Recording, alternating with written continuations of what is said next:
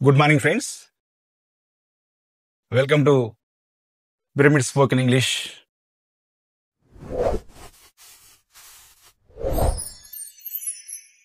I am very happy to be here to tell you about spoken English. So, my dear friends, మనం spoken English నేర్చుకోవాలంటే మనకు బేసికల్గా 4 skills ఉంటాయి. LSRW skills.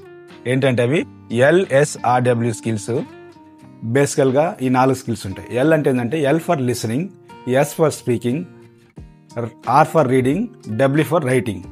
ఈ 4 స్కిల్స్ని ఎవరైతే నేర్చుకుంటారో వాళ్ళకు స్పోకెన్ ఇంగ్లీష్ చాలా ఈజీగా వస్తుంది, చాలా చక్కగా వస్తుంది.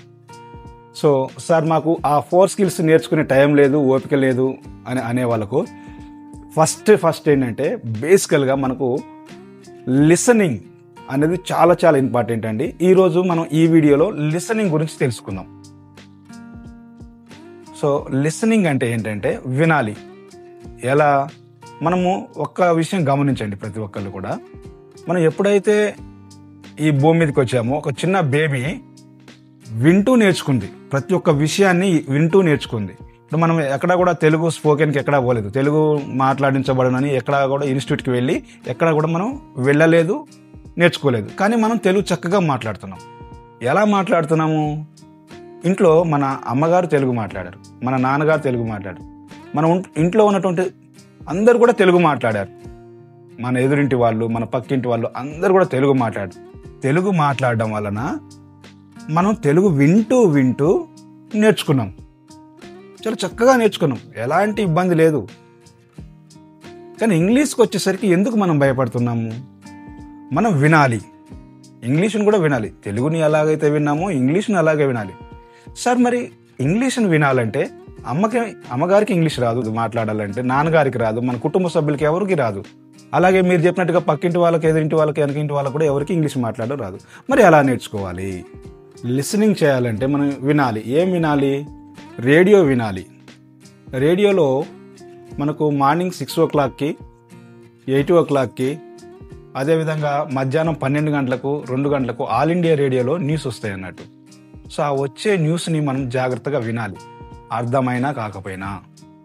అదేవిధంగా మన ఇంట్లో అందరికీ చాలామందికి టీవీ ఉంది. ఆ టీవీలో మనం BBC channel, CNN, IBN channel పెట్టేసుకొని ఆ news వినాలండి.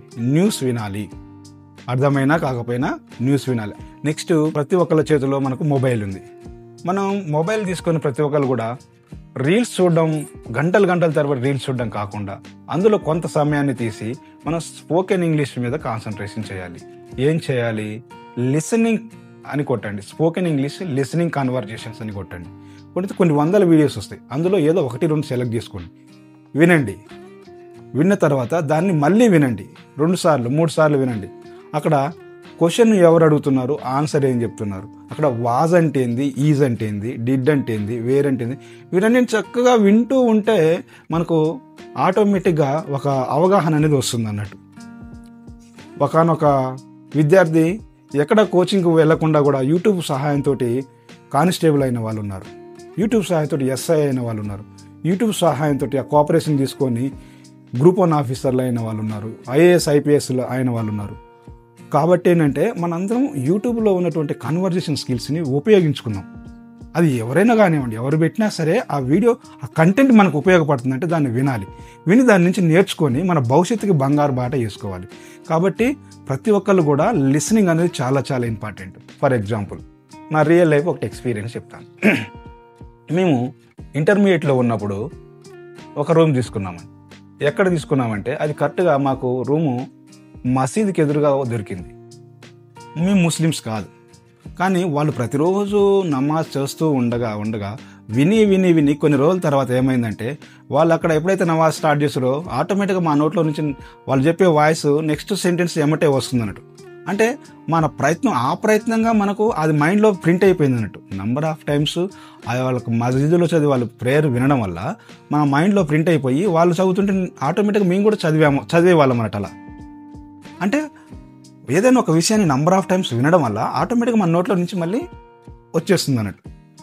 So my dear friends, దయచేసి అందరు కూడా వినడానికి ట్రై చేయండి.